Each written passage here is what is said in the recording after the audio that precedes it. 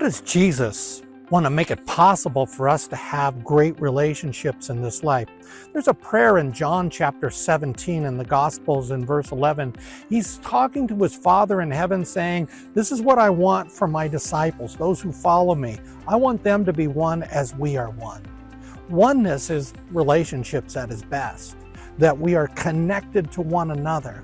Now, we all have a need for relationships in this life. The problem is we also have our individual needs. What God does is He takes care of those individual needs to free us to get connected with Himself and with others in a very effective way. Now, as sinful human beings, we're never going to be totally perfect. That's something that we talk about in heaven, the kingdom of glory.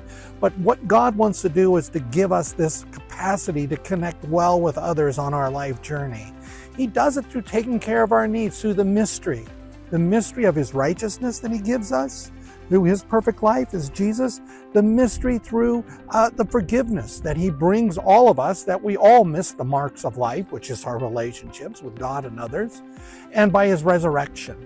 There we find this mystery of how to be free, to connect with others in a meaningful way.